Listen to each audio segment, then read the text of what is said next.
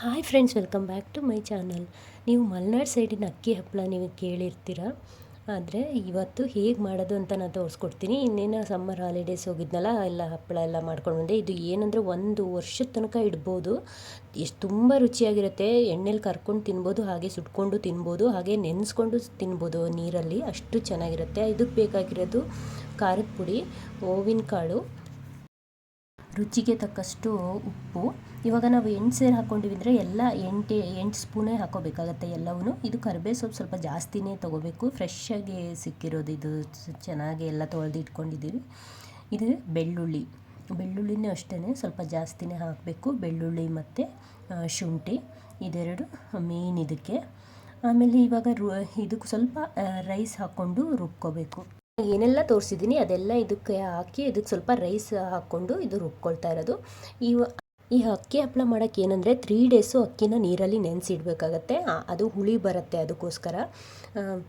ಹುಳಿಗೆ ಇಲ್ಲಿ ಏನು ಎಕ್ಸ್ಟ್ರಾ ಹಾಕ್ತಾ ಇಲ್ಲ. ಅಂದರೆ 3 ಡೇಸ್ ನೆನೆಸಿದ್ರೇ ಹುಳಿ ಆಲ್ರೆಡಿ ಬಂದಿರುತ್ತೆ. ಇದಕ್ಕೆ ಏನೇ ಎಲ್ಲ ಐಟಮ್ನ ತೋರಿಸ್ದೆ ಇದೆಲ್ಲ ಹಾಕ್ಕೊಂಡು ಇವಾಗ ರೆಡಿ ಮಾಡಿಕೊಂಡು ರುಬ್ಕೊಂಡು, ಇವಾಗ ನಿನ್ನೆ ರಾತ್ರಿ ರುಬ್ಬಿರೋದು ಇವಾಗ ಬೆಳಗ್ಗೆ ನಾವು ಒಯ್ತಾ ಇರೋದು.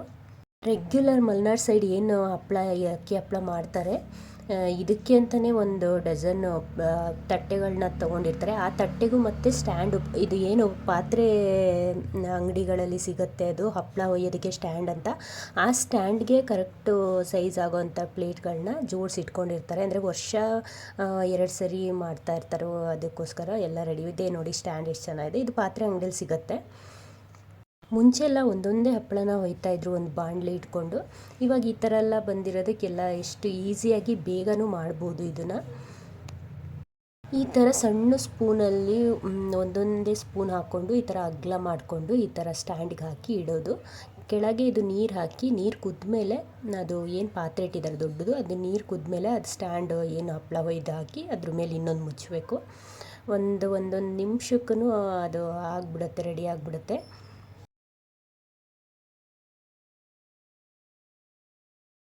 ನೋಡಿ ಇವಾಗ ತೆಗಿತಾ ಇರೋದು ಹಪ್ಪಳ ಆಲ್ರೆಡಿ ಆಗಿರುತ್ತೆ. ಇದು ಹಸಿ ಹಪ್ಪಳ ತಿನ್ನೋಕ್ಕೂ ತುಂಬಾ ಚೆನ್ನಾಗಿರುತ್ತೆ. ಇದೇನು ಹಿಟ್ಟು ಹಾಕ್ಕೊಂಡು ಲಾಸ್ಟಿಗೆ ಒಂದು ಈರುಳ್ಳಿ ಕಟ್ ಮಾಡಿಕೊಂಡು, ಏನು ಕೊತ್ತಂಬರಿ ಸೊಪ್ಪನ್ನು ಹಾಕ್ಕೊಂಡು ಮೇಲೆ ಉದುರಿಸ್ಬಿಟ್ಟು ಅದು ಮಾಡಿಕೊಂಡು ಆವಾಗ ತಿನ್ನೋದಾದರೆ ಆ ಥರ ಮಾಡ್ತಾರೆ.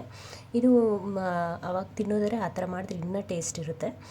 ಇದು ಏನಿವಾಗ ನೋಡಿ ಹಪ್ಪಳ ಇದು ಆಗಿರೋದು ಎಷ್ಟು ನೀಟಾಗಿ ಬರುತ್ತೆ ನೋಡಿ, ಸ್ವಲ್ಪನೂ ಹಿಡ್ಕೊಳ್ಳೋದಿಲ್ಲ ತಟ್ಟೆಗೆ, ಅಷ್ಟು ನೀಟಾಗಿ ಬರುತ್ತೆ ನೋಡಿ.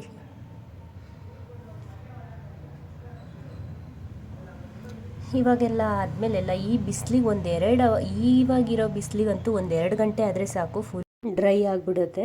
ಆಮೇಲೆ ಅದನ್ನು ಹೇಗೆ ಸ್ಟೋರ್ ಮಾಡೋದಕ್ಕೆ ಯಾವ ಥರ ಮಾಡ್ತಾರೆ ಅಂತ ಹೇಳ್ತೀನಿ.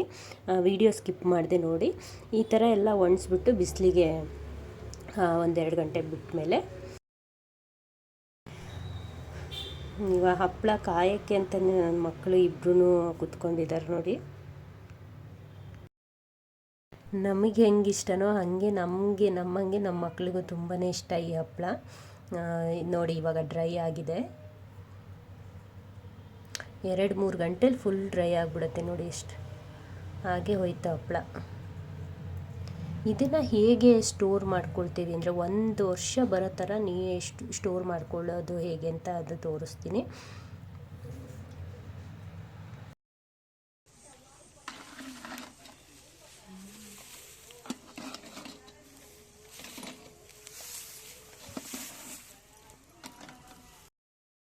ನಾವು ಇಡ್ಲಿ ಮಾಡ್ತೀವಲ್ಲ, ಆ ಪಾತ್ರೆಯಲ್ಲಿ ನೀರು ಕುದಿಯೋಕೆ ಹಾಕ್ಬಿಟ್ಟು ಅಲ್ಲಿ ಮೇಲೊಂದು ಪ್ಲೇಟ್ ಇಟ್ಕೊಂಡು ಈ ಥರ ನೋಡಿ ಈ ಥರ ಒಂದ್ರ ಮೇಲೆ ಒಂದು ಇಟ್ಕೊಂಡು ಫುಲ್ ಹಾಕಬೇಕು. ಅವು ಸ್ವಲ್ಪ ಸ್ಮೂತ್ ಆಗುತ್ತೆ ನೋಡಿ, ಆವಾಗ ನೀಟಾಗಿ ಜೋಡಿಸಿ ಇಟ್ಕೋಬೋದು. ಒಂದಕ್ಕೊಂದು ಅಂಟ್ಕೊಂಡಿರ್ತವೆ. ಸ್ಟೋರ್ ಮಾಡೋಕ್ಕೂ ಸ್ಪೇಸ್ ಕಡಿಮೆ ಹಿಡಿಯುತ್ತೆ ಮತ್ತು ತುಂಬ 1 ವರ್ಷದ ತನಕನೂ ಇರುತ್ತೆ.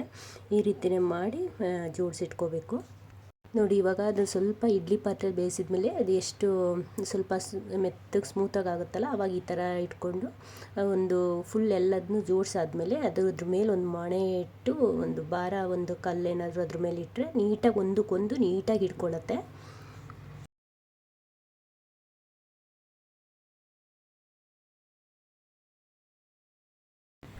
ನೋಡಿ ಇದು ಚಪಾತಿ ಮಣೆ ಇಟ್ಟು ಅದ್ರ ಮೇಲೆ ಒಂದು ಕಲ್ಲು ಇಟ್ಟಿರೋದು. ಇವಾಗ ಆಲ್ರೆಡಿ ಇಟ್ಟಿರೋದು ನೋಡಿ ಎಷ್ಟು ನೀಟಾಗಿ ಇಟ್ಕೊಂಡಿದೆ ಅಂತ ತೋರಿಸ್ತೀನಿ ನೋಡಿ.